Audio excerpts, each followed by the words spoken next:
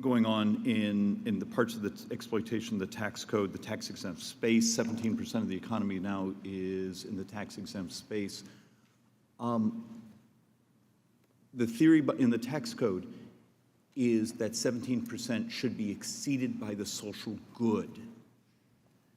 Today we're going to focus on what's been happening in the use of the tax code to promote sort of viciousness and disharmony in society. So let's get ourselves going, and we will have a chance to hear everyone's statements and try to have better understanding here. So let's begin. All right, first off, I'd like to read a statement from Ranking Member Pasquale, and our prayers are with him. Ranking Member Pasquale regrets that he could not be here today. He was in the hospital and is now recovering at his home in New Jersey. We wish him a speedy recovery, and without objection, I ask that his statements be submitted into the record.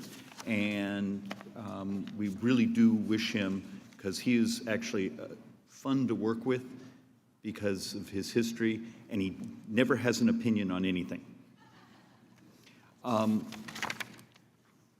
Okay, with the subcommittee now coming to order, I'd like to read part of the statement here, and then I'd like to give a tiny bit of commentary. Then I'm going to ask the chairman to provide us an opening statement, and then we will go into the 5 minutes. This hearing focuses on tracing the money flowing through and from foreign adversaries and tax-exempt organizations into other organizations and other groups with ties to terrorism and or responsible for much of the anti-Semitism activities that have engulfed much of our country. We know that bad actors, both foreign and domestic, use various tools to sow discord in American society. Their goal is to destabilize us and turn us against each other. When it comes to anti-Semitism, many of the bad actors involved are purely motivated either by their hate or their goal to destabilize the United States and have us at each other's throats. The committee has focused a lot of attention on the actions or inactions of colleges, universities, as protests have erupted on our campuses. But we have spent less time in the public sphere on how other groups involved in these protests are being funded, trained. This hearing is an opportunity to dive into the details around financing of these groups and the use of taxpayer dollars and to support anti-Semitism using the tax code and the tax-exempt space.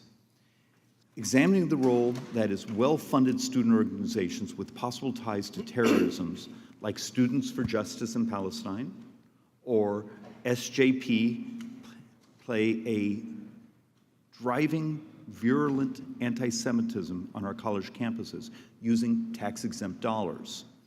We will also look at how groups like SJP and I'm sorry, I don't even know the proper pronunciation, Semnosium, receive funds from suspicious organizations and are openly operating across this country.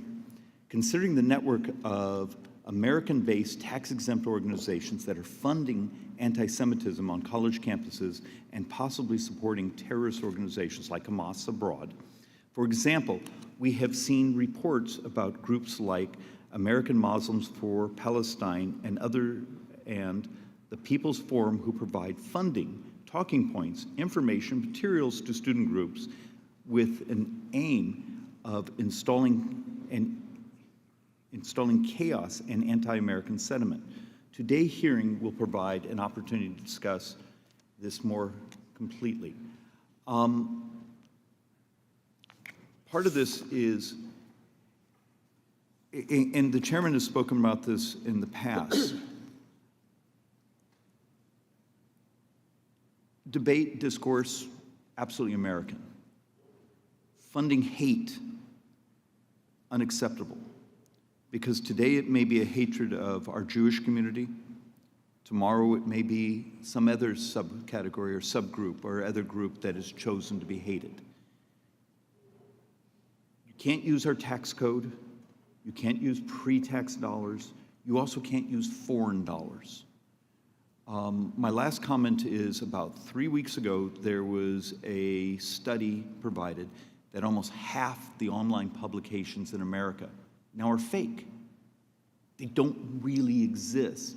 It's foreign actors or very dodgy, hate-filled groups that have stolen their mastheads on papers that went out of business years ago. How do you have a self-governing society when much of what they know is completely fraudulent and full of trying to tear us at each other? And with that, I yield to the chairman of the full committee. Thank you, Oversight Committee Chairman David Schweikert, for convening today's hearing. I also want to begin by wishing our colleague, Representative Pascrell, the ranking member of this committee, a speedy recovery. We are thinking of him and look forward to having him back soon. I also want to say I apologize to the witnesses that not one of the Democrats have showed up today. This has been 2 committee hearings in the last 11 days that not one Democrat decided to come to work. I think it's pretty unacceptable, especially on a topic that is so important. Members of the Ways and Means Committee can weigh in on subcommittee hearings. And to think not one Democrat feels like it's important enough to sit on that side to look about the 501c3 tax-exempt status and how money is flowing to terrorist organizations and to the Chinese is appalling and unacceptable. If you're paid to be a member of Congress, show up to work. The committee began its investigation into entities organized under Section 501 of our tax code because of concerns about organizations using their tax-exempt status for harmful purposes.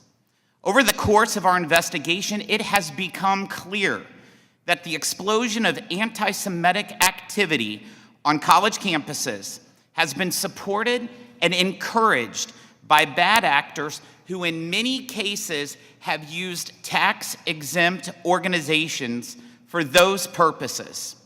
The violence and hatred directed at Jewish Americans and in support of terrorist organizations like Hamas are not some organic uprising.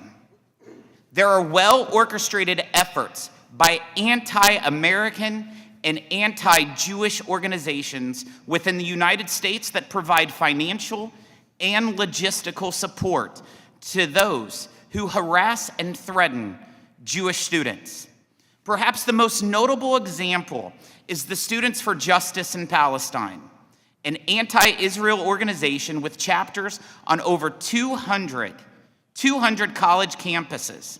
SJP receives significant support from groups like American Muslims for Palestine, AMP, despite their alleged ties to terrorism. Openly works in coordination with its fiscal sponsor called AJP, Educational Foundation, Inc., to provide funding, talking points, and other material support.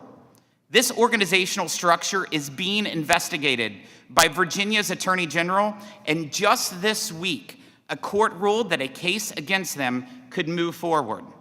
Another example of this type of relationship is the Tides Foundation, a left-leaning, tax-exempt organization that is sponsoring several entities with ties to anti-Semitic activity occurring here in the U.S. In fact, just yesterday, I sent a letter to the U.S. Chamber of Commerce Foundation demanding that they explain why they are partnering with the Tides Foundation, given the fact that the organization is funneling resources to groups that are inciting violent protest and harassment of Jewish students on America's college campuses. There are also foreign actors who funnel resources into colleges where we are seeing an unusually large amount of anti-Semitic activity. Since the mid-1980s, Middle East nations have donated over $6.5 billion including $2.7 billion in gifts from the nation of Qatar from 2014 to 2019 alone to American universities. Much of this funding has gone unreported by these schools despite their obligations under the Higher Education Act. At the same time, the institutions that accepted funding from Middle East donors have experienced, on average, 300% more anti-Semitic incidents than those that did not. Not to be outdone, the Chinese Communist Party also has ties to the tax-exempt sector in the US, including a 501c3 organization called the People's Forum, which called on activists to recreate the protest of the summer of 2020 before rioters occupied a building at Columbia University.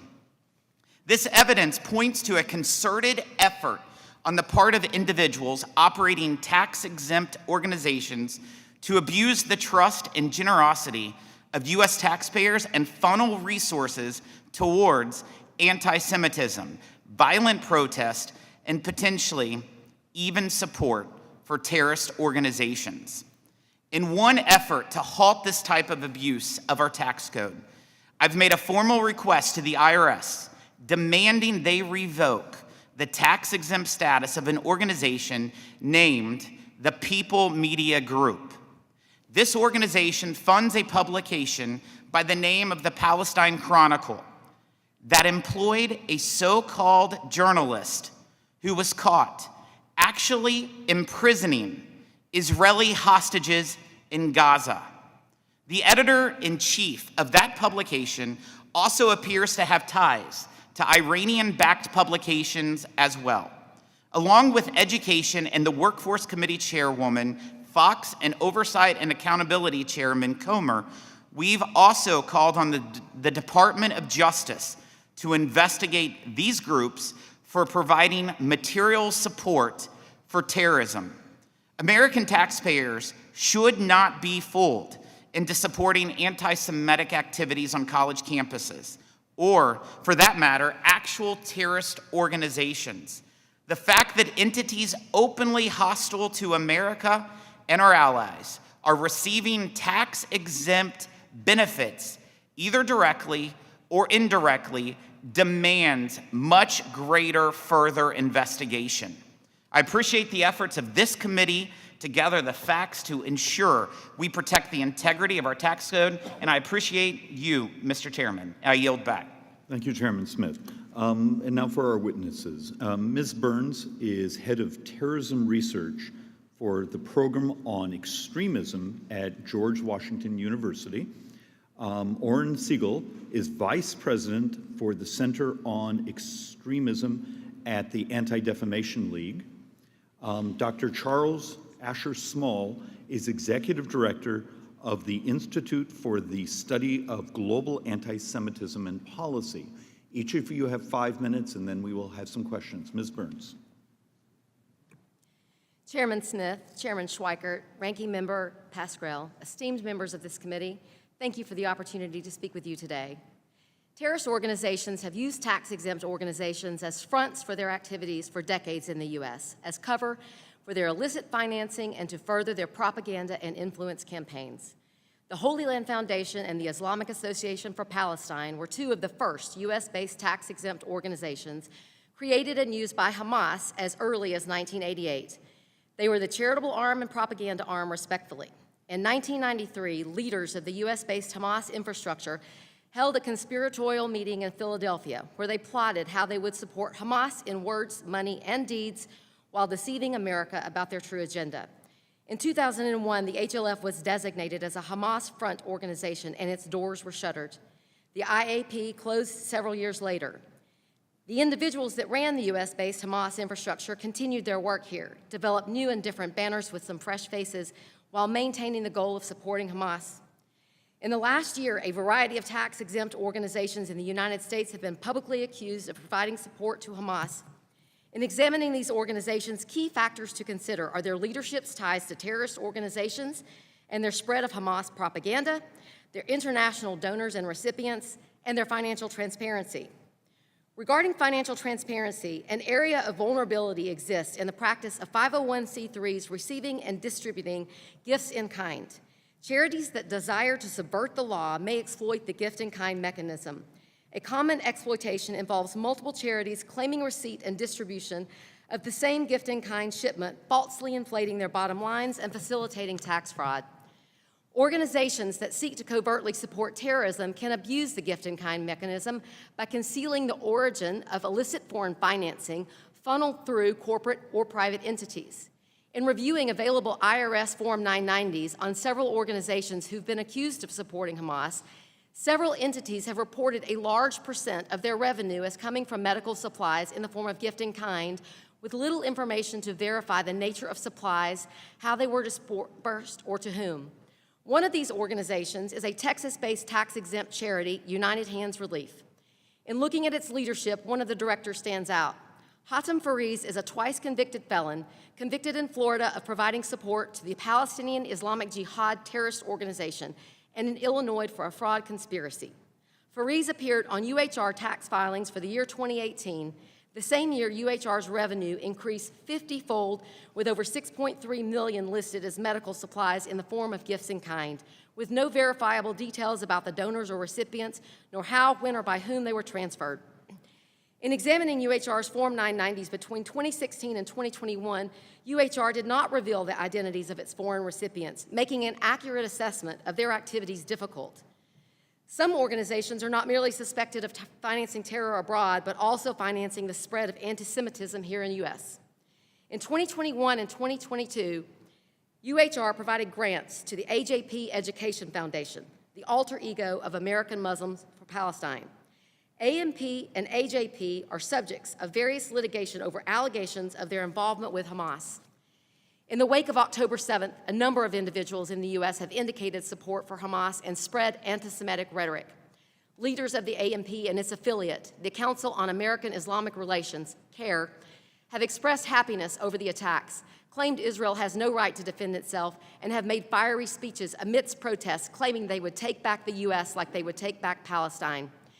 CAIR's position on October 7th comes as no surprise, as the organization was conceived at the 1993 Hamas conspiratorial meeting involving HLF and IAP leaders in Philadelphia, and was founded by Nihad Awad and Omar Ahmad, who were present at the meeting. We have seen individuals in these anti-Israel protests call for the death of America and Israel and demonize Jewish people. Iran and Hamas have praised the protest activity. When terrorist propaganda campaigns lead to the normalization of anti-Semitic rhetoric and support for terrorist organizations on U.S. soil, a threat to our national security exists. When it becomes acceptable to voice hate against an individual or group because of their ethnicity, race, religion, or gender, and to advocate for violence and death of those people because of the color of their skin, whether they are brown, black, or white, or because of their religion, whether they are Muslim, Jewish, Christian, or other, a threat exists not only to our national security, but to our system of democracy. Thank you very much for your time. Thank you, Ms. Burns. Mr. Siegel. Thank you, Chair Schweikert, Ranking Member Pascrell, feel better, Chairman Smith, for inviting me to testify today.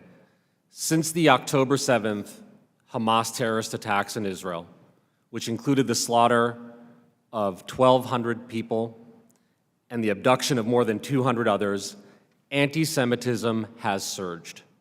This spike has deepened the pain of an already vulnerable Jewish community, and ADL is monitoring those responsible.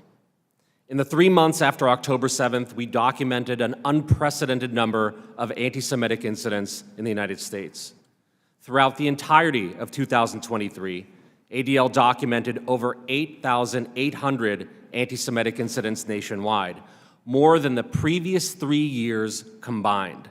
That is an average of 24 incidents per day, and it has not stopped. And this was not spontaneous. Many of these incidents result from coordinated campaigns, both on and off campus, that often glorify, legitimize, and celebrate terrorist groups responsible for the violence in Israel. For example, Students in Justice for Palestine, or SJP, which has been a signature project of the Chicago-based American Muslims for Palestine for over a decade, celebrated the massacre of Israelis as a, quote, historic win for Palestinian resistance.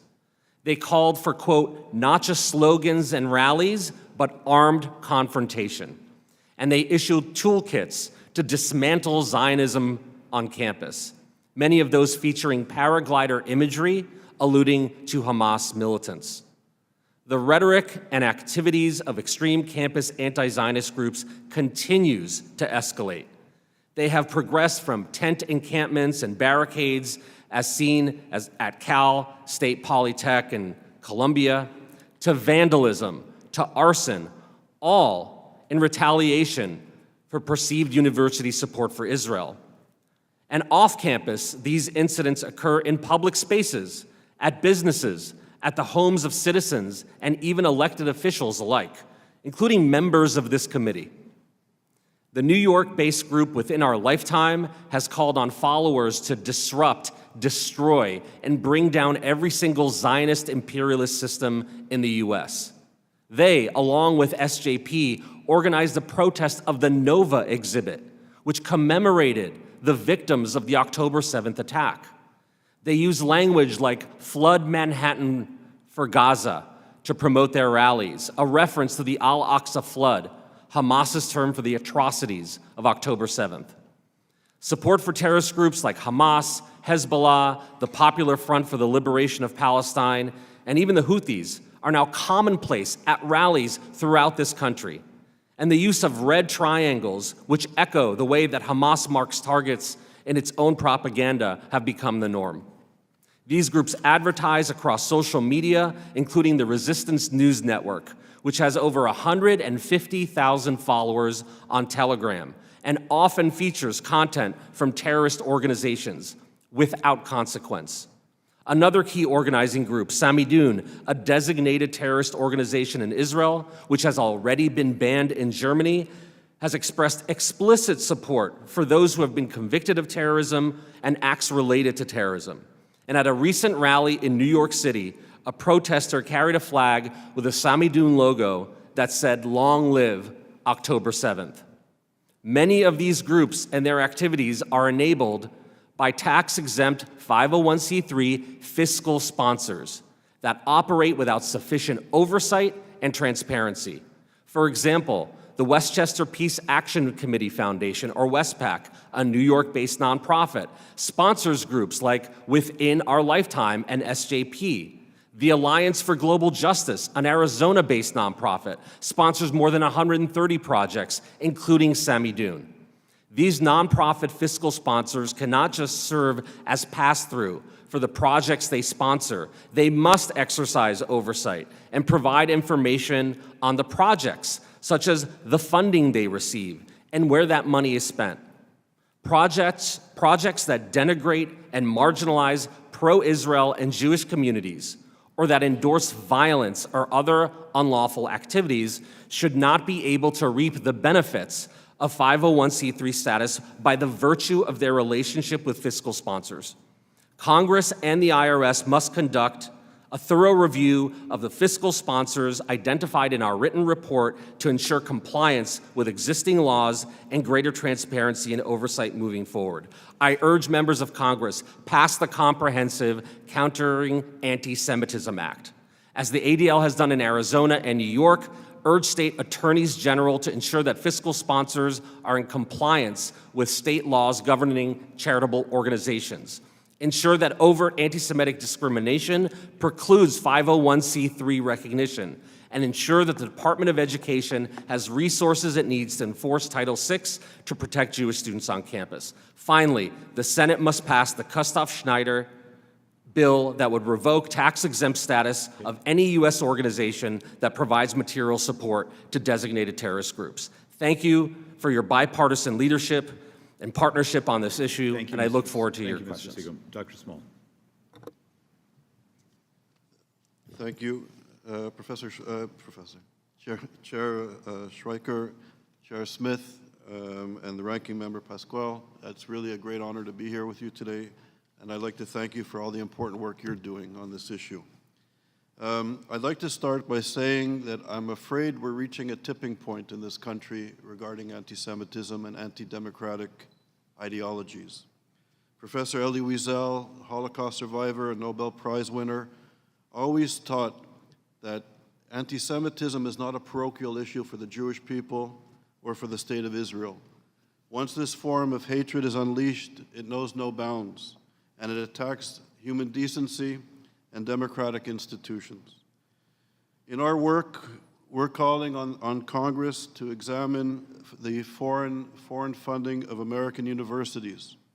We know historically in places like China and Iran that revolutionaries focus on higher education, influence, hijack, or take over higher education, the most sensitive institution in our democracy where young Americans learn to be citizens. Once you influence higher education, you can influence the entire society. So we're calling on transparency. Most universities are 501c3s. They are not being transparent with the money they're receiving from foreign entities. They're not being transparent with the agreements, contracts, and MOUs they have with foreign entities as required by the law. In our work in 2019, I presented in Washington in front of the head of Homeland Security, FBI, the Secretary of Justice, Secretary of Education, the Attorney General. In 2019, we found $3 billion in undocumented money coming from the Muslim Brotherhood to American higher education. The government launched a federal investigation, and in a short period of time, they found $18 billion in undocumented money coming to American universities. The investigation was called off. Subsequently, our work at ISGAP has been able to become more robust. Since October the 7th, since the massacre of October the 7th, ISGAP has published 11 reports. One report on Texas A&M, we found over $1 billion coming from the Qatari regime to Texas A&M. In the agreement that Texas A&M has with the Qatari regime, with the Qatar Foundation, they ceded all of their intellectual property rights to the Qatar Foundation. We found 502 research projects funded by this agreement. 58 have potential dual-use military.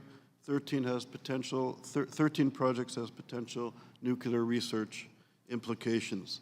This is a strategic and domestic security threat to the United States and to our interests abroad. At Cornell University, we have uncovered $10 billion in funding between the Qatari regime and Cornell University in their campus in Qatar. They receive $8 billion there and $1.95 billion in the United States. So there's an urgent need for transparency. I think it's very important to understand that the Qatari regime has a bay'ah. In Islam, a bay'ah is a spiritual oath with the Muslim Brotherhood. The Muslim Brotherhood is an amalgamation of European genocidal anti-Semitism. The Protocols of the Elders of Zion is the core ideology of the Muslim Brotherhood. These are the words and ideas and lies that led to the Holocaust. So it's an amalgamation of a very reactionary form of Islam with European anti-Semitism. Qatar is a country of less than 350,000 citizens, and they're giving more money to American higher education than any other country in the world. So why would a small country like Qatar be interested in targeting, influencing our higher education? It's also important to realize that we did a report on SJP, and SJP also comes out of the Muslim Brotherhood. It's an offshoot of the Muslim Brotherhood in terms of their ideology. SJP, after October the 7th massacre, said publicly in their toolkit that they're not just simply supporting the people of Gaza or Palestinian people. They said, we are Hamas. We are a terror-designated organization in this country. So this is extraordinarily problematic. We have to realize that the Muslim Brotherhood is out to distance Israel from the United States, to weaken and alienate Israel, to destroy it, and also to use anti-Semitism as a way to fragment and weaken and destroy the United States of America, the big Satan and the little Satan. So the policy recommendations in our submission is clear. We're calling for transparency. Higher education in the classroom and now in the encampments is ripe with anti-Semitism and anti-Americanism, and we have to understand the origins and roots of this funding and the impact it's having on our curriculum and our young citizens. Thank you. Thank you, Dr. Small. One of the reasons you're going to see a bunch of members, we have a vote series on, but there's only 100 or so that have voted. So let's actually engage in some questions. Ms. Burns, years ago, I was on the financial services. I chaired a terrorism financing. And one of the things at that time we actually delved into, we even did a travel down into Central America, was the washing of money. And it was actually appeared to be a commingling of even narco money being used as the washers, because they had built a money washing. You have some expertise on what happened with the used car stories, where a decade ago we had thousands and thousands of cars being purchased in the United States, shipped to Lebanon, being sold in the Middle East. Monies went through Lebanese banks, and then parts of it got washed through Lebanese-affiliated financial institutions, and there was functionally a commingling of narco money, terrorism money, those things. Within my jurisdiction, one of our great concerns is, as a nonprofit organization, no matter what its ideology is, they're supposed to fill out a form, I believe we call a 990. We have very little information of what is the community good that is being done for getting the value of that tax exemption. What can we do policy-wise to, at least as Dr. Small just spoke to, understand who the actors are, where the money comes from, and what's the community good, which is the concept in the tax code that society, our country, is benefiting from, foregoing tax collection. What do we do? Thank you, Mr. Chairman. Regarding the Form 990s, you're correct. The information that is available on those reporting forms for these tax-exempt organizations is often, very little information is there. I believe that if we enhance the reporting requirements for tax-exempt organizations, and especially for those operating in conflict zones, that would greatly assist in promoting transparency by these organizations and identifying potential illicit funds coming into the organizations and going out. Also, I would recommend that we enhance reporting requirements surrounding the gift in kind mechanism. Yes, sir. No, I want you to dive into that, because you and I have some understanding of some of the swaps and the mislabeling, where some things are medical supplies, except that they happen to have ammunition attached to them. Yes, Mr. Chairman, and I think if you would like me to expound upon that right now? Please. Okay. The gift in kind mechanism for 501c3s allows for donations of large shipments, and I'm going to talk about medical supplies in this instance, where there are very few details about the entity that's donating the shipment, where the shipment is going, vague descriptions about what it is, with no real verifiable information to say that what was claimed to be in those shipments actually existed. There was an instance several years ago, I think that you were alluding to, where you had a charitable organization that was claiming they were donating these medical supplies in the form of pills, and I believe they were inflating the price about 80,000% of that donation. And what that does, it does a lot of things. This mechanism allows charities to, one, inflate their bottom lines, which could potentially defraud donors, because by inflating their bottom lines, they appear more successful than they are, hiding the fact that a majority of their expenses or a majority of their actual revenue is spent on travel, operations, salaries. It allows that. It allows for the charitable organizations to potentially ship goods, as you alluded to, that aren't even described in the shipment.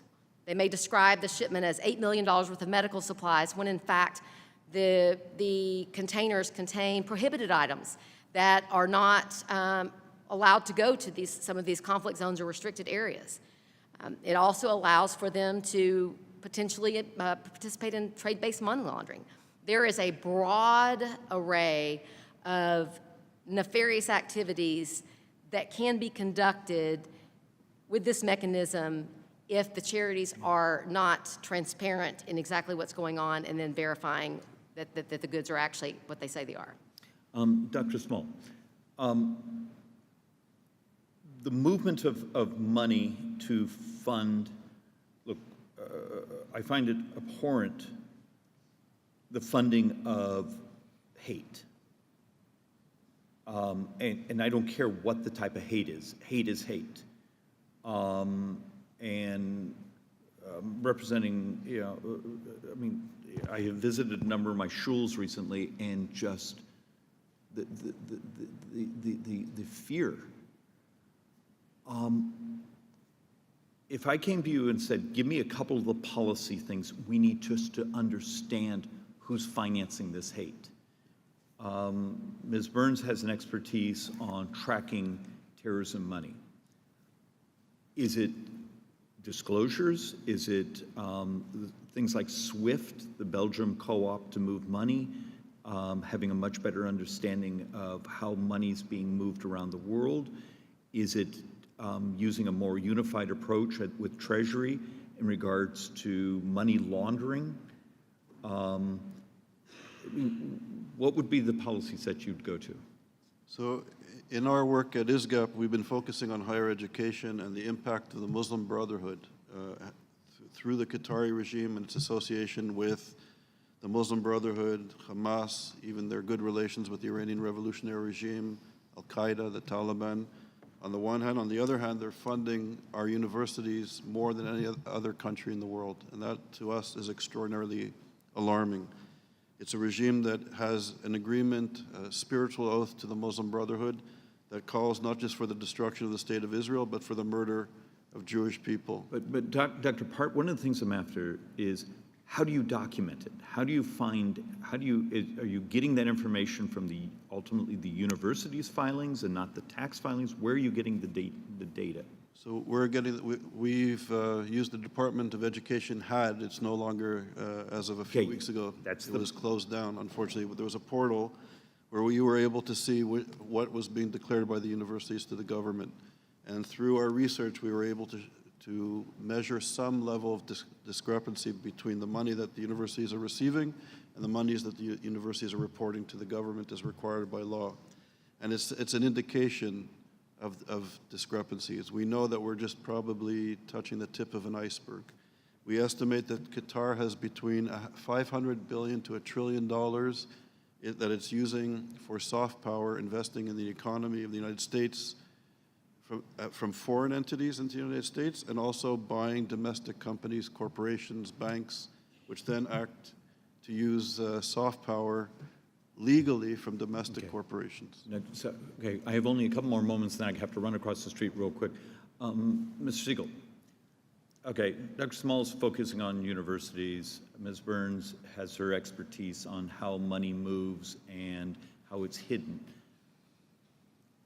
Give me sort of the unified theory of what is both at the university level, but also what's attacking society, what's also attacking our Jewish communities, and how would we at least use information, sunlight, to protect people's intellects?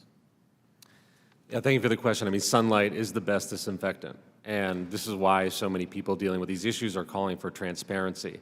The easy part in some way is to see what these organizations that are benefiting from this fiscal sponsorship from 501c3s, for example, are doing, right? They're promoting extremism, they're promoting terrorism, they're engaging in anti-Semitism, making Jewish communities and other communities feel unsafe. What is more difficult to see is exactly where the money is coming from. So in the case of Within Our Lifetime, or SJP, which gained funds from Westpac, how much money exactly is getting there is unclear. What is happening with that money is unclear. And essentially, Westpac, which operates as a 501c3, is lending that same status to the projects that it is funding without them having to declare what they're doing. Okay. Mr. Siegel, I'm going to walk across, but because we're going to go into recess for a moment, because go finish the last vote series. Part of the concern is also how much of that money ends up in U.S. politics, and in many ways is absolutely untraceable. So the committee will stand in recess until immediately following the last vote in this series. Sorry, this is the chaos of the modern Congress. So we'll be back. The committee will resume. Thank you for your tolerance. This is sort of the nature of particularly this time of the year. Mr. Stubbe, 5 minutes. Thank you, Mr. Chairman. In the wake of the October 7th terrorist attacks committed by Hamas, we have watched in horror as anti-Semitism has reared its ugly head yet again in our country. Left-wing radicals on college campuses dominated the headlines in the spring with illegal occupations on college campuses around the country. These protests oftentimes turned violent and threatening towards Jewish students. The Students for Justice in Palestine group has been responsible for many of these rallies and demonstrations. Reports suggest that this network of student groups has previously been financially and materially supported by American Muslims for Palestine, a group with significant ties to Hamas and terrorism abroad.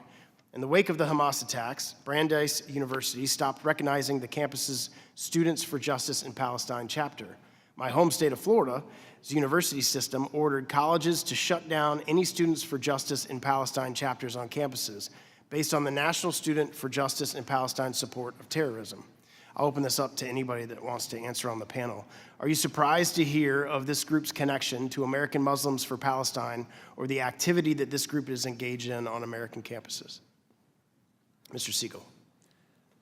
It's not surprising that SJP is connected to American for Muslims in Palestine, in part because SJP has been a signature project of AMP for many years. AMP used to bring them together at various conferences, literally fly in students to try to train them on their ideologies, their goals, provide them talking points.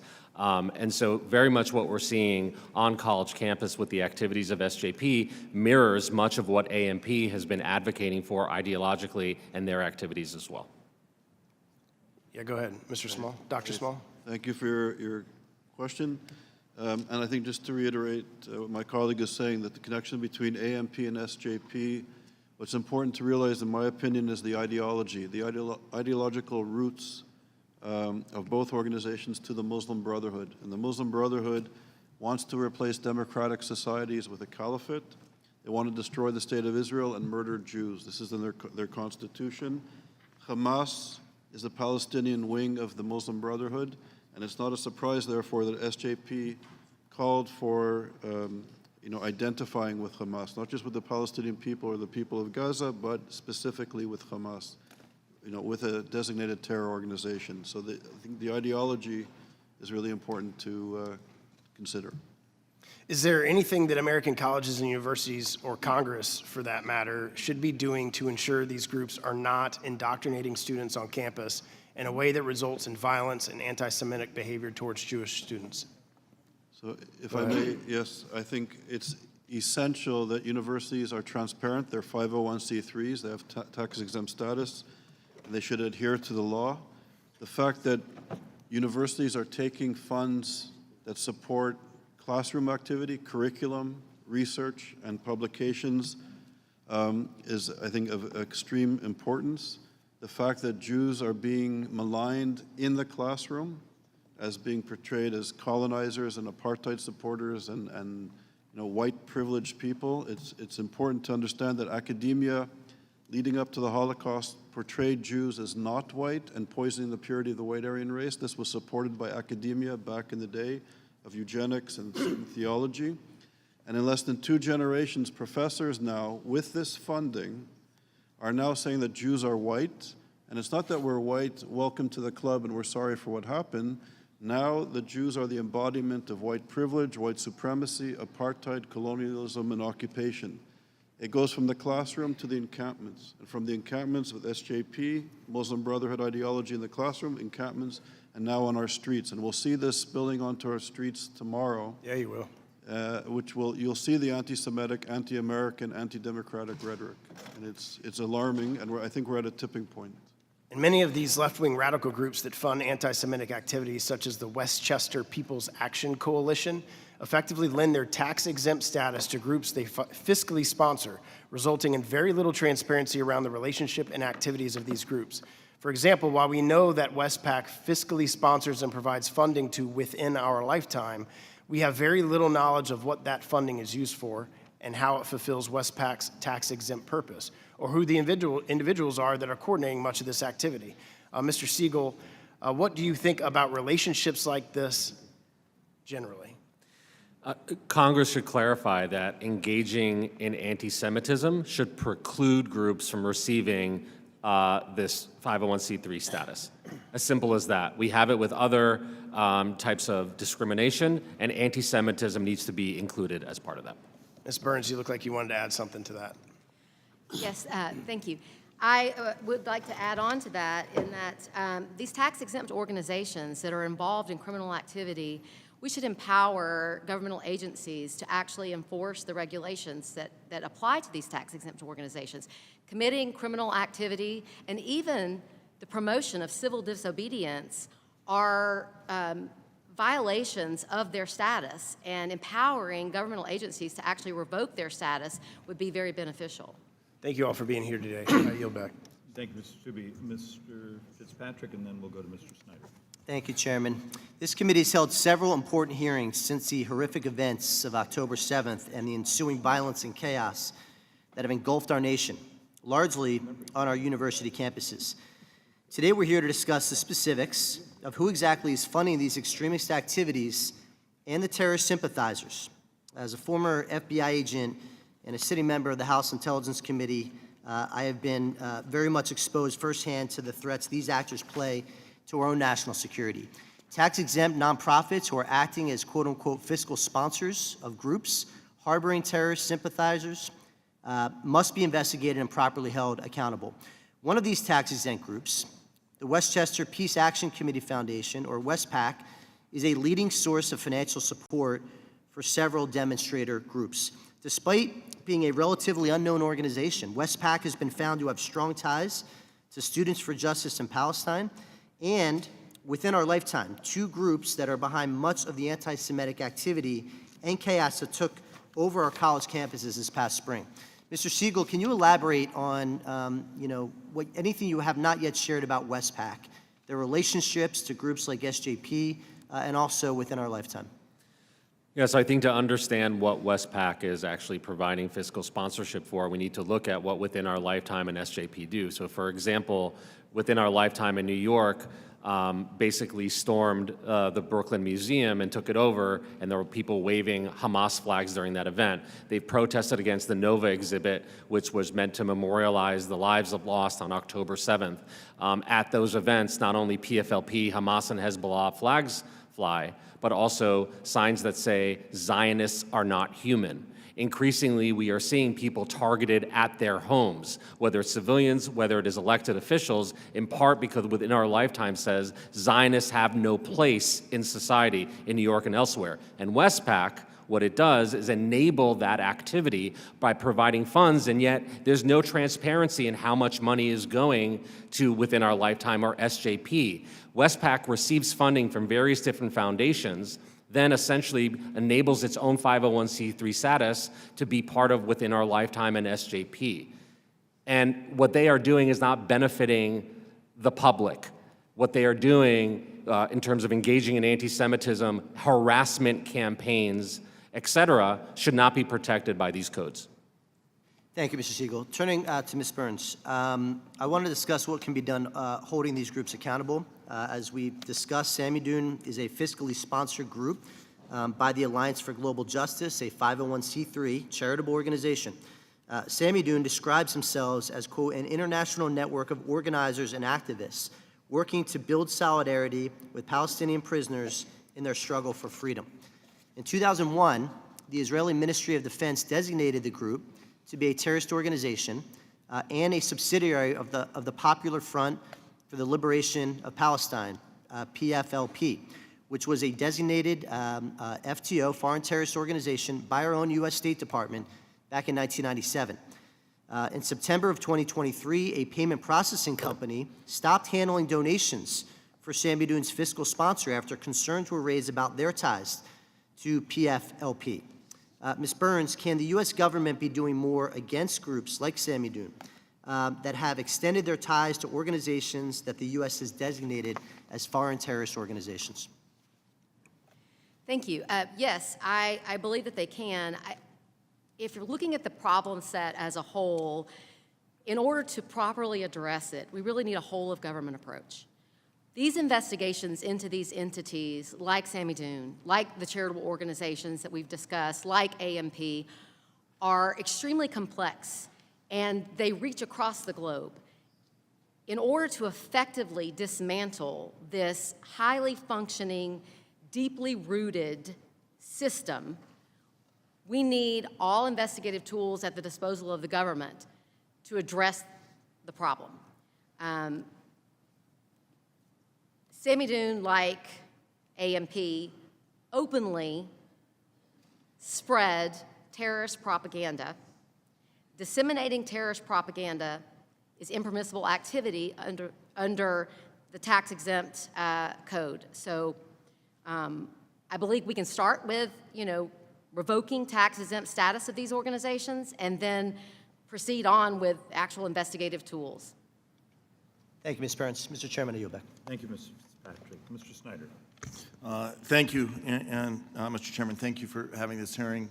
To witnesses, thank you for being here on what is a very busy week here in the House, so I'm glad we can make time to address this issue. Look, anti-Semitism is something that has been a scourge of society. As a Jewish American, it's something I experienced in one form as a child. As a member of Congress, I experienced it in a very different form. Now as an adult, it existed for generations before me. I suspect it will exist for generations to come and continue to morph and transmogrify itself. It's imperative that we work to fight against anti-Semitism, against all hate. We're here today to talk about anti-Semitism. And I think in that fight, it's imperative, and Mr. Chairman, I appreciate your engagement here, that we don't make this a partisan issue. That is an issue that affects all Americans. Anti-Semitism is oftentimes the first hate. It doesn't end there. And whether you use the analogy of the canary in the coal mine or anything else, we need to address it. Part of the transformation of anti-Semitism now, and Mr. Siegel, I'll look to you on this, is Zionism, and the word Zionist becoming a replacement term for Jew. You talked a little bit about it, at least in your written testimony. Can you expand more about how it's being used and how we should work to address the subterfuge, if you will?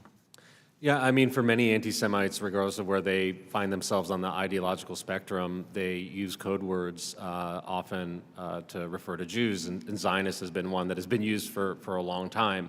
There are those who say that they don't oppose or hate Jews, they just hate Zionists. But what that does not account for is that 80% of American Jews, according to a Pew report in 2001, sort of recognize that Israel is a huge part of their identity. Many times the types of language and narratives and conspiracies that are used to target Zionists, those who believe that Israel should have its own self-determination in its own state, those mirror the types of anti-Semitic canards that we have seen over years as well. So anti-Zionists have a significant anti-Semitism problem, and oftentimes we see protests against the state of Israel, for example, in front of a synagogue. That tells you that they are ascribing blame for the actions of a state to entire religious community, which is classic anti-Semitism. I will extend it. I had the benefit of a group visiting my neighborhood at 2:30 in the morning. If you walk down my street, a neighborhood that has a lot of Jewish families living on that street, many of who have signs in their yards saying we support Israel, bring home the hostages, 291 days that the hostage has been held. And as they saw those signs, they started chanting, Zionists go to hell. It was clear what they were doing. And the groups that came that night, affiliated, they posted on their social media, were Students for Justice in Palestine, American Muslims for Palestine, Chicago. And Chicago has a long history, the Holy Land Foundation. And I'm going to turn to you, Ms. Burns, you're nodding your head, because it does take a whole government approach as you described it. But these groups constantly are moving and it becomes a shell game. Could you expand on that and how we can make sure we are following the money and cutting off the flow of money to these groups who are falsely claiming social justice or a role for society? Thank you. Certainly, these organizations, as discussed earlier in my testimony, really the foundation of the Hamas infrastructure in the United States was created here in 1988 with the blessing of the Muslim Brotherhood. And it grew over a period of decades to form vast roots in our country. And the purpose of this infrastructure was twofold: to fund terror abroad and to spread anti-Semitic and terrorist propaganda within the United States, to radicalize and groom the population. They planned to do this. They planned how they would do this in 1993 at the conspiratorial meeting in Philadelphia. They recognized at that time that their organizations would receive scrutiny, they would be shut down, and they planned at that time that they would merely reopen new organizations, which is exactly what we have seen happen. It does make it difficult to investigate because they are constantly moving and shifting. New organizations appear, and these investigations are complex. This is a sophisticated network of actors, again, that span the globe, who all join together for one mission, and that is to spread their radicalization here in the United States and basically to, sow discord and destroy our democracy. You're absolutely right. As I describe it, it may be a new name, but it's the same people, it's the same message. And I'll close with one thing that you touched on. It's not just the funding of hate and anti-Semitism and expanding their message here at home. It is the effort to fund terrorism around the world, and we're seeing it with efforts to fund Hamas in Gaza today. Thank you, Mr. Chairman. I yield back. Thank you, Mr. Snyder. Ms. Fischbach. Thank you, Mr. Chair.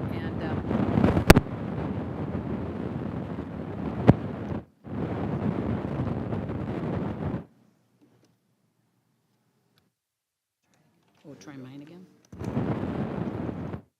Yes, thank you. And, just one of those things we had. But first of all, I want to thank you for being here today because this is, it's incredible. I hear the story of Mr. Schneider's block neighborhood, and it shocks me and saddens me that any of this is happening in our country. And so thank you for being here. Thank you for doing your work to expose and talk about it, because it's just, it amazes me that this is still happening. And, but I did want to, I know that Mr. Fitzpatrick asked a little bit about the funding, and I know that you mentioned, Ms. Burns, you mentioned the tax-exempt status, but I think we're also seeing reports that dark money is being used to finance terrorism abroad, but also here in the United States. And I think, for example, the Arab Resource Organizing Center, the fiscal sponsor of the Tide Center, a 501c3 left-wing dark money organization, is an anti-Israel group whose activists recently attempted to blockade the U.S. You're probably familiar with that. But I'm just wondering if maybe you could expand, and anyone, I will throw it out to anyone, on what can we, as the government, what can we solidly do to stop this, the funding of these organizations? And I think, like I said, Mr. Fitzpatrick had mentioned a few of them, but I'd love to hear more solid things that we could do. Ms. Burns, you look like you'd like to. Thank you for the question. I think in order to stop it, we have to know that it's happening. And we've talked about transparency and reporting for these organizations. We really need, I think, better, more enhanced reporting so that we can identify the sources of the money that's coming in and going out. As it stands, it's very easy for these organizations, whether they are sending money abroad to fund terrorism or they're receiving foreign money here to influence what's going on U.S. soil. We miss a lot of it because there is a lack of transparency in the reporting. So enhancing reporting requirements for these tax-exempt organizations will be key to beginning that process of stopping the money. Thank you. Mr. Siegel, did you have?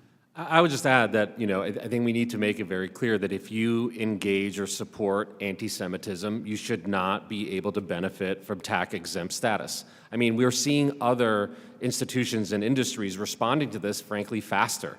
When it comes to Sami Dune, the credit card Discover has stopped, enabling them to use their services. PayPal has stopped them from being able to use those services. So here you have private companies who are able to take quick action. We would think it's not unreasonable that the IRS investigate this more closely.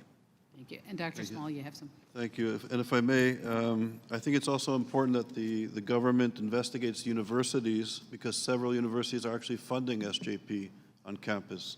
And universities are receiving money from Qatar and Muslim Brotherhood associated foundations and organizations, and that needs to be investigated. And I also think, and my colleagues agree, that the Department of Education and the IRS should also enforce existing laws. And I think that's very important. And to look into Qatar, and there's the FARA issues as well in this country that needs to be addressed. And going back to Mr. Schneider, I just wanted to say, my colleagues and I, 10 years ago, did a report. We interviewed 10,000 people in 10 European countries, and we showed the correlation between what we call Israel bashing or anti-Zionism with anti-Semitism. And those who are Israel bashers or anti-Zionist are 13 times more likely than the national average to be anti-Semitic in the classical sense. And this study actually helped to create, in the IRA definition, the link between Israel bashers, people that dehumanize Israel and associate Jews around the world, to state policies. So that connection is strong, and it's the cutting edge, I suspect, of the new hatred that exists there, the contemporary anti-Semitism. Well, thank you very much. Ms. Burns, you had something you wanted to add? Yes, ma'am. I would like to add, another important component of stopping this activity involves OFAC designations of entities, both domestic and foreign.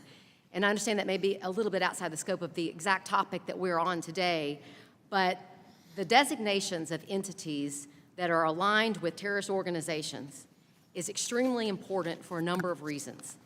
One, it facilitates the government's ability to stop related organizations from financing them. Two, it disrupts their activity. And three, it provides information to individuals in the public so that they know what entities to avoid.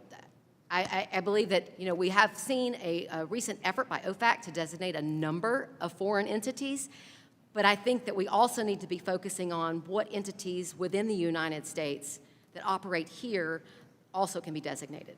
Thank you. Thank you very much, and thank you again for being here, and I yield back. Chair recognizes Ms. Van Dyne for 5 minutes. Thank you very much. The months following the horrendous attacks against Israel and the spate of violence at home that followed have shed light on numerous mechanisms that have allowed anti-Semitism at home and abroad to flourish. And given the degree of violence and hatred displayed since last October, the response from so many has fallen woefully short, as you've mentioned. Many universities and nonprofit organizations have failed time and again to meet the standard necessary to achieve tax-exempt status, which requires promotion of a public good. We've seen countless cases of propaganda spread by extremist organizations, failure of university administrators to adequately respond to violence against Jewish students and faculty, and direct connections between nonprofit organizations and terrorists. Just last month, it was revealed that 4 Israeli hostages were held in the home of a correspondent for the Palestine Chronicle, a 501c3 nonprofit organization. I think it's safe to say the ethical standards that must be met to receive tax-exempt status have not been universally met. It's our responsibility to ensure that the tax benefits given to these organizations are not provided to entities involved in the facilitation of anti-Semitism or violence. Another important issue that's come to light in recent months is the lack of transparency surrounding foreign donations to American universities. According to a report from the Institute for the Study of Global Anti-Semitism and Policy, universities are, quote, failing to demonstrate transparency and accountability of funding sources through unreported payments, in-kind or indirect funding. Dr. Small, how much unreported foreign funding to universities has your organization uncovered? So, thank you. Thank you for your questions. So we're uncovering the tip of an iceberg. We're a small organization doing research. Since October the 7th, we've come out with 11 reports. Several of the reports look at funding issues. We found over $1 billion, with a B, dollars going to Texas A&M from the Qatar regime, the Qatar Foundation. In the contract that we uncovered, there were 502 research projects funded by Qatar at Texas A&M, 502 projects. All of the intellectual property rights was transferred to Qatar. We flagged 58 projects with dual-use military and 13 projects with dual-use nuclear research. So we're calling on the federal government, the Department of Energy, and other relevant departments to investigate these projects, the nature of the projects. We're concerned about security and our national interests globally and certainly in the region. We uncovered $10 billion going to Cornell University.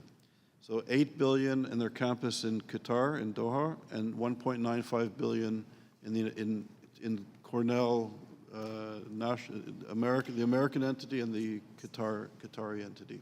You touched me where I live. Yeah. Yeah, So- no, I very much appreciate you uncovering that. I think we've actually, at our last hearing, we actually remarked on the huge amount of dollars that are coming from Qatar to Cornell. And we have more, I can submit this, we have more information on different universities. I'll be happy That would to be share great. with you. I appreciate if you could submit that information. We've heard testimony describing how some officials previously associated with now banned or defunct organizations that supported terrorism during and after the 9/11 attacks have actually joined or started new charities in America, which are now suspect of supporting Hamas. For example, we've heard that at least 7 individuals who were formerly associated with the Holy Land Foundation or the Islamic Association of Palestine, 2 groups designated by the Department of Treasury for providing funding to Hamas, are now working for or on behalf of American Muslims for Palestine, a new group that is now suspected of financially supporting Hamas as well. Ms. Burns, we talked about, you were talking earlier, giving very good, clear guidance on ways of handling entities. But is there anything that Congress could do to ensure individuals that have worked for organizations previously shut down by the Department of Treasury for financing terrorism are ineligible to be associated with a tax-exempt entity moving forward? Thank you for the question. I believe that would be effective. If individuals have been affiliated with and specifically raised funds for organizations that have been designated as terrorist organizations, to me, those individuals should be blocked from being able to participate in additional charitable organizations that receive tax-exempt status. There's one example of an entity that I mentioned earlier, the United Hands Relief, that's based in Texas. One of their directors is a man named Hatem Fariz, who was convicted in Florida for providing support to the Palestinian Islamic Jihad. He was also convicted of committing fraud in Illinois. That's another aspect that I would like to address. And the individuals that are entrusted with operating tax-exempt organizations, their records should be fairly clear, free of crimes of moral turpitude like fraud and waste. Step 1 to me would be having a list of individuals that were directly... And I've run out of time, Yes. so I apologize. But if we're going to ask you for that in writing, and we really appreciate your response. Thank you very much, and I yield back. Thank you. The chair recognizes Mr. Feenstra for 5 minutes. Thank you, Madam Chair. Thank you to each of our witnesses for being here today. This is a very serious subject. You know, I think about it, it's been 289 days since Hamas has viciously attacked Israel. And what we have here is true anti-Semitism that's happening on our college campuses. And we've all talked about it, right? These are tax-exempt universities, tax-exempt, not paying a dime of taxes. And yet, look what they're doing. And not only are they tax-exempt, but they're also obviously what you said, Dr. Small, and through your study, through global anti-Semitism policy, is that they're taking foreign dollars, lots of foreign dollars. You think about those that are taken, I think you noted that obviously there's a direct correlation between the school and those taking funds and activism that's happening on these college campuses. But it's noted Columbia University has taken dollars from Qatar. We know that's a hot spot for anti-Semitism. George Washington University is another school that has received a lot of money from Qatar. You mentioned Cornell. So the question is, and I know it's been asked multiple times, and Dr. Burns, you were just talking about it. What do you do? We need transparency. We need reporting.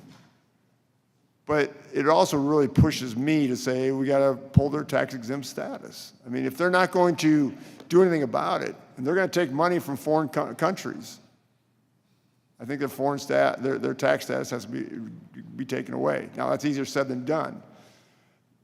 Madam Burns, how do you, we know they're compromising their integrity by doing this, but you were talking with Member Van Dyne here. Can you finish your thoughts on what you were saying there? If you can remind me exactly which Yeah, part. you're going down the path of what we needed to do and the resolutions to resolving this problem on college campuses. I believe, to begin with, organizations that operate with a tax-exempt status like AMP, who are clearly aligned with terrorist organizations, they're disseminating their propaganda, they are advocating for individuals affiliated with these organizations, are advocating for violence. Those organizations have violated the regulations regarding their tax-exempt status. Withdrawing that tax-exempt status takes away that benefit from them and is step one. That's huge. Absolutely. That's step number one. I think you would have everybody fall in line. Trust me, if you took away their tax-exempt status, you'd see a dramatic sea change. Dr. Small, talk about your study, the study that the Global Anti-Semitism and Policy found the correlation between money of foreign funds and the presence of activism of anti-Semitism on these college campuses. Can you just talk a little bit about that study? I know you talked about it a little bit earlier, but I want to hear about it again. Well, thank you for the question. So in one of our studies since October the 7th massacre, we showed that American universities receiving money from Qatar have more than 300% increases of anti-Semitism on their campuses and in their classrooms. Okay, so I want to clarify what you're just saying. Yeah. I want everybody to hear this. So universities that took money from Qatar had a 300% increase in anti-Semitism than other universities. Yeah, compared to American universities that are not receiving money from Qatar. So the correlation is very strong. That's a clue, isn't it? Yep. Wow. So back to you. What do we do? Again, I think there should be transparency. I think the DOE and the IRS should enforce laws that exist and strengthen them. Yeah, why is it? Why the Department of Education, why aren't they doing this? Because they're not. I mean, they see it, and they're not acting. Am I right? It appears so, yes. I agree with you. Yeah, it doesn't just appear, it's happening. And the Department of Education, shame on them. I mean, they are the arbiters. They are the ones that have to nip this in the bud, and they're not doing it. I know you don't want to throw an agency under the bus. I'm doing it for you. Thank you. I'm just frustrated. I'm really frustrated at what's happening here. Tax-exempt status, they're getting all the benefits of being a university in America, and yet they're thumbing their nose at what we see as Americans, the freedoms that we have. Thank you, and I yield back. Thank you. The chair recognizes Ms. Tenney for 5 minutes. Thank you, Madam Chair. Thank you so much to our witnesses for being here. And I know that some of this has been covered, but I want to just go back, if I could, to Mr. Siegel. Obviously, in my home state of New York, there's a group that you talked about called Westchester Peace Action Committee Foundation, otherwise known as WestPAC, which has been rearing its ugly head a lot in Westchester. I have a lot of friends in Westchester, and has acted as a fiscal sponsor for many anti-Semitic, anti-Zionist organizations, such as you talked about, Students for Justice in Palestine, and Within Our Lifetime. And Mr. Siegel, you speak to the role that WestPAC plays in the ecosystem of tax-exempt anti-Semitic organizations. Can you get into more specifics about what projects WestPAC is funding on the ground, grassroots, in colleges, throughout Westchester County, throughout New York and other areas? I know there's a lot more there, and I keep hearing about it from my constituents and friends, former constituents in the southern tier of Hudson Valley. Yeah, thank you for the question. I wish I could provide more specifics, but that's part of the problem, is that there's such a lack of transparency on where the money is going. and what it is supporting. And that's one of the reasons why this type of fiscal sponsorship needs to be investigated, and there needs to be more transparency in order for us to know exactly where this is going. So we do know within our lifetime, SJP and a range of other anti-Zionist organizations are getting money, but exactly how that money is earmarked, what percentage does Westpac receive for enabling the transfer of funds to those organizations, a lot needs to be made more clear. How is it not transparent? How do they not have to disclose where this money is coming from when they're in their year-end statements? I don't understand how they're getting around that rule. I don't either. That is the question. How are they getting around this rule? And we as Congress need to make sure we provide the oversight there. And that's something we're going to be following up with the chairman. But I just continue to see them coming up from searches from all my friends. But thank you for that. I also want to just talk a little bit about the BDS movement, the so-called boycott, divestment, sanctions movement that I've been hearing about for years in upstate New York, believe it or not, as well, where we don't even have a large Jewish population. But the movement is one of the many ways that anti-Semitic groups and organizations target Israel, seek to delegitimize the lone Jewish country in the world, and some of the universities have elevated pro-BDS individuals in positions of power, legitimizing this hateful movement and creating an environment in which anti-Semitic movements like BDS are fostered and welcomed. For example, the George Washington University previously appointed Ilana Feldman as the interim dean of the Elliott School of International Affairs, one of our country's top-ranked schools for international affairs. Mr. Siegel, how do you believe that the elevation of pro-BDS individuals on college campuses across the country has created an environment in which hateful anti-Semitic rhetoric is not only permissible, but is also welcome? And I have Cornell University just minutes away from my district in upstate New York. I think it's always an issue if there's anybody who is elevated at any university that has demonstrated a degree of bias. I mean, this is one of the reasons why passing the Countering Anti-Semitism Act is so important. Not only does it create a national coordinator to make sure the federal government is addressing anti-Semitism, but also to create a senior advisor role within the Department of Education that would make sure that universities across the country are not only handling the anti-Semitic issues that are happening on their campus, but when necessary, also making sure that they're investigating it under Title VI. Yeah, and I echo the sentiment of Mr. Feenstra, where we need to take away their tax-exempt status. For example, after the horrific attacks on October 7th, we had a Cornell University professor describing them to students on campus as exhilarating and exciting and inspiring. I immediately wrote to the then Cornell University president and asked that he be terminated. They put him on administrative leave. Subsequently, the president resigned, but I've just found out from a student who was testifying before this very committee, the Ways and Means Committee, not long ago, that he's going back and he's going to be teaching again in the fall. How do we stop, as Congress, how do we stop these universities from continuing to purvey this hatred and vicious anti-Semitism against students, even in upstate rural areas like upstate New York? So if I may. Certainly, Mr. Small, feel free, or Dr. Small, I'm sorry, feel free to weigh in. So I think you raise a very important point. I think we need to really look into foreign funding. We have the Qatari regime, which has a spiritual oath to the Muslim Brotherhood. The Muslim Brotherhood is a reactionary social movement that's out to destroy Israel and murder Jews around the world, and to destroy democracies, to use anti-Semitism to weaken and destroy the United States of America. And they're doing it right under our noses. The discourse in academia is poisonous. The discourse in the classroom is informing the encampments. So I think the connection between the intellectual environment and now the political environment is really important to understand. SJP is also being funded by universities. They're using university facilities, which are being funded by tax-exempt entities, the universities, which is important. So I think we're also reaching sort of a tipping point in the philosophical political moment. And now we have to remember, in places like Cornell and Columbia University in your great state of New York, faculty and students are not just being alienated at the intellectual level, they're really fearing for their physical security. At Columbia, we know that students and faculty could not go to classes. They had to attend classes online because of the threats to their physical safety at the height of these demonstrations and anti-Semitic demonstrations. Thank you so much for that insight, and I appreciate all of you. My time has run out. Thank you. Thank you. I now recognize myself for 5 minutes. Mr. Chairman, I would like to thank you for holding this hearing today, and thank you to everyone who has come here to testify. I think it's very important that we're hearing your expertise and knowledge in the areas, people who have researched the issue. In our full committee, we have covered significant ground in addressing anti-Semitism on university campuses since the October 7th attacks on Israel by Hamas.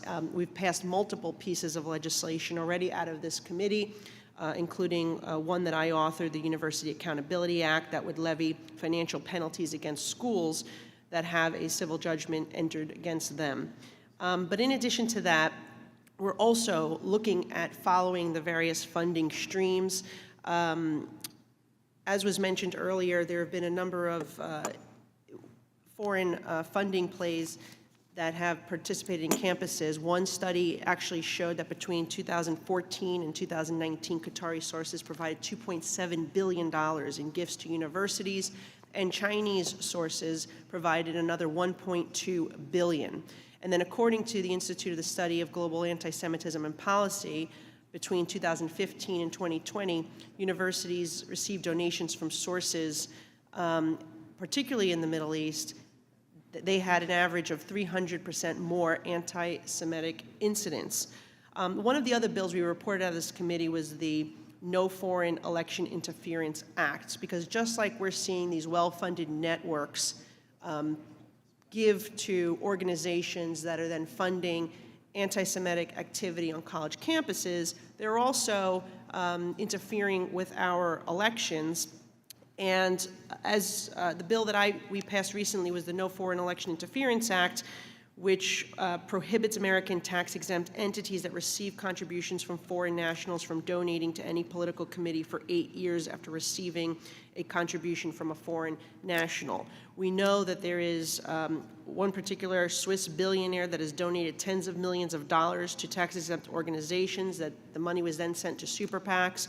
We know organizations like BLM also was accepting foreign money, and then they had PACs distribute money to conduct campaign activities. So I guess my first question for you is do you have any ideas on how we could shine more light? We talk about the need for transparency, but if any of you have any ideas on what we can do as Congress to make sure that these foreign donations are transparent so we can follow the money and try to root out this type of influence and interference. Thank you. I think that we've talked about enhancing the reporting requirements by these organizations, and that's essential, so that we can actually see where the money is coming from.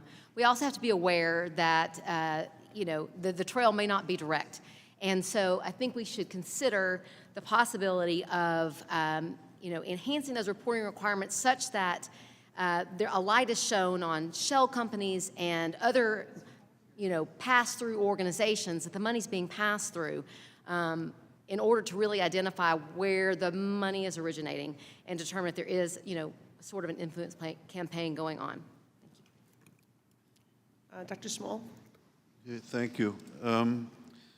So I think there needs to be an investigation. In 2019, ISGAP presented our work, and we found at that time $3 billion in undocumented money coming from Muslim Brotherhood, associated governments and foundations to American higher education. When the federal investigation was launched, in a very short period of time, they found $18 billion in undocumented money coming not just from the Muslim Brotherhood, but also from China and Russia and other nefarious actors. So I think it's really imperative that there's an investigation. Our work, my colleagues, I think, are doing stellar research, but we're a small research center with limited resources and tools, and I think there should be a federal investigation. And what kind of penalties do you believe should be levied as a result of finding that money? It's a good question. I'll defer to the lawyers in the room, but I think there should be penalties. I think universities in particular should be, shown that they need to comply with American law, and they're not complying with American law. And what's also equally troubling, we're talking about higher education, where young people hopefully have the capacity in some cases to think and to think critically. We're also discovering now that QFI, the Qatari Foundation International, is also beginning to fund K through 12 education in the United States. Yes, thank you. Which is alarming that children are now being Yes, that susceptible. indoctrination needs to be stopped. And Ms. Burns, one last question. I know I've run out of time. If an organization is shut down, as you discussed prior, and you hit the nail on the head, we have to stop the individuals who created and worked for that organization from just creating a new organization where they will have the same coordination with terrorist organizations and adversaries. I would love for you to just expand on that point a little bit if you can.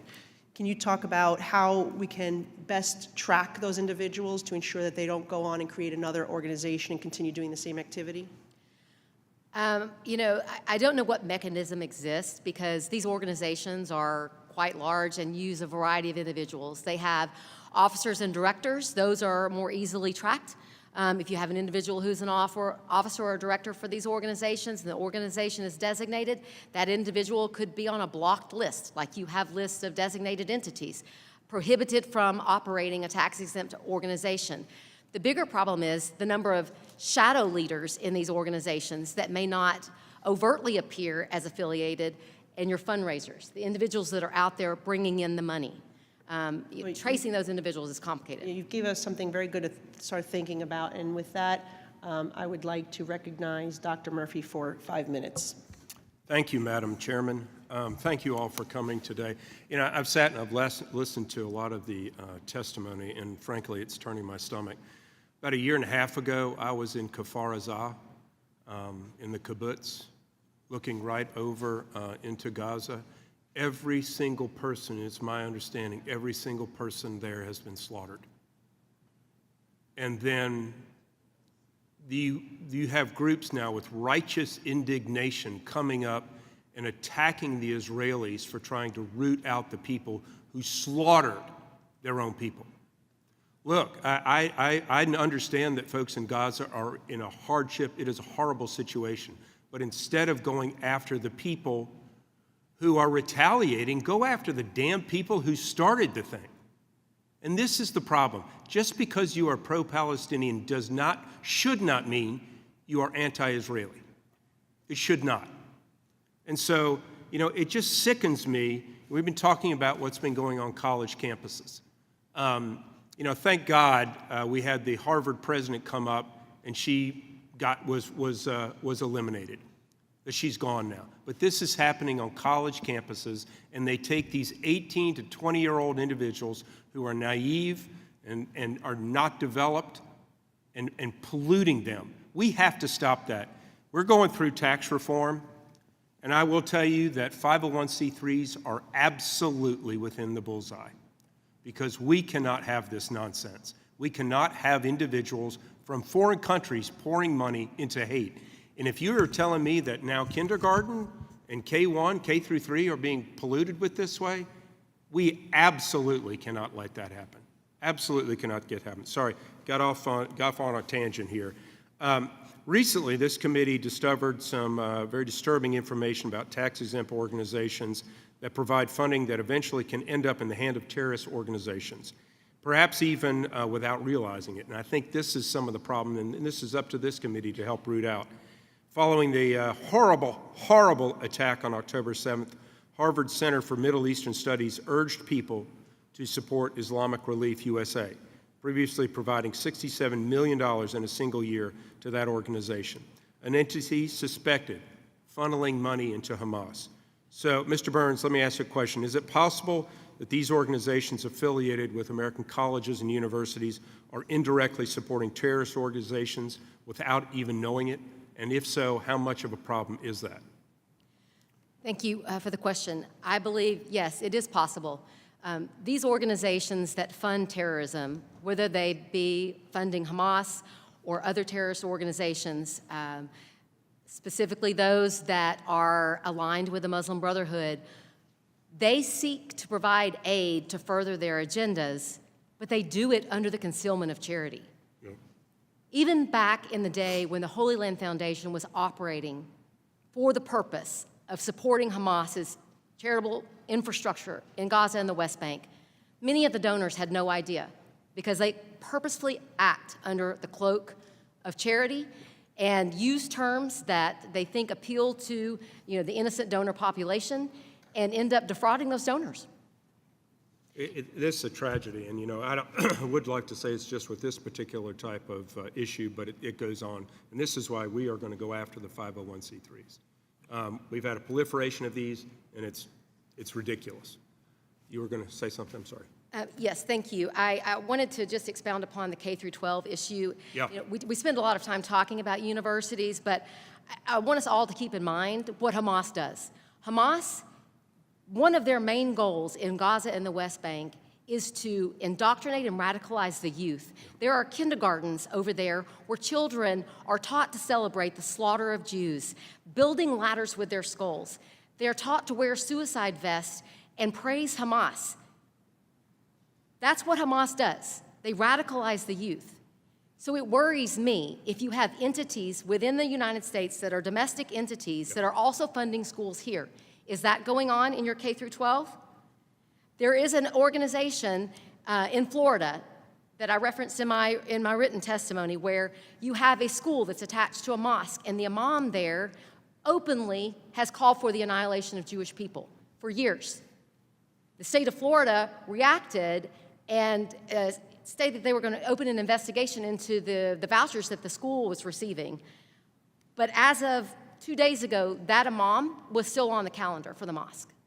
Okay. He is hiring teachers for the school that teaches K through 12. Well, I will speak to my colleagues in Florida.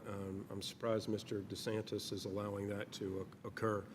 This is stopping. It's one thing to have a religious school, fine. But when you are teaching hate and destruction and slaughter, nope, we shouldn't be allowing that in the United States. I'm over my time, but if you'd like to comment real quick, everybody else has run over. So very quickly, very briefly, I think the points that Dr. Burns made about Hamas is very important. But it's also important to realize that Hamas is the Palestinian chapter of the Muslim Brotherhood. Right. And this is the ideology. The Qatari regime has a bay'ah, a spiritual oath to the spiritual leadership of the Muslim Brotherhood. Yosef Kawadawi, the head of the Muslim Brotherhood, always preached throughout his life that the true believer, the true Muslim, is obligated to finish the work of Hitler. Yeah. Qatar is giving more money to our universities than any other country in the world. And of course, this is going to have an impact in the classroom, on the encampments. And this is a very dangerous trend because perhaps the universities are the most sensitive, important institution in our democracy. It's where young people learn to be citizens. Right. Well, I've gone past my time, but universities, and we've been pushing with this, finally, some are actually, I even think even Harvard had said they would be politically nonpartisan. We need much more of that because the pendulum has swung so far left, it's been disastrous. Thank you so much for your time and what you do. Thank you, Dr. Murphy. I appreciate you as witnesses tolerating the comings and goings. It's partially the nature of the institution right now. I'm going to channel Mr. Snyder just a little bit. There's many of us here who want to make sure we give no quarter, no tolerance to anti-Semitism, but also to hate. And help us. I know your specialties are the university, some of the foreign fundings, the washing of money and how it moves. But we've had occasions where my staff in my Scottsdale office will come in on a Monday morning and there'll be hundreds. Now, a number of them are bots because you can almost tell in the nature of the language. Some are individuals reading a script. And some of the things being said are absolutely vile. And whether it be said of my Jewish brothers and sisters or any other population in my community, that type of hate is unacceptable. And I don't know why there's political fractions out there that it's okay to hate on the Jewish community in vile ways, considering this world's history, without any retrospect of the evil they're in some ways advocating. Help us policy-wise, though. At some point, we can show our indignation. But this is the tax writing committee. You know, we oversee Medicare, we oversee trade, we oversee the tax system. The common theme we've had as we've looked at these is 17% of the US economy is in the tax-exempt space. We have seen some history of very bad actors using that as a way to wash money because it has much less reporting requirements of taxable entities. Have we created a vacuum? Have we created a shadow financing that is financing hate? In that case, what do I do? As a policymaker, is this a design of changing reporting, making sure that a qualified charity can't sell its tax-exempt status to some other group that's either washing money or promoting evil? So please, you have expertise. Help us. Help us sort of figure out over this coming August, as staff works on this, what our policy set should look like and how do we execute it. And with that, we're going to close the hearing. You each have, I believe, 5 business days to respond to any additional, oh, you're going to actually give me the script? I was going to do it off the top of my head. Okay, obviously I want to thank you for spending time with us. Please be advised that members will have 2 weeks, oh, what happened to 5 days? To submit written questions to be answered later in writing. Those questions and your answers will be made part of the formal public record. And with that, this subcommittee is adjourned. Thank you for being here.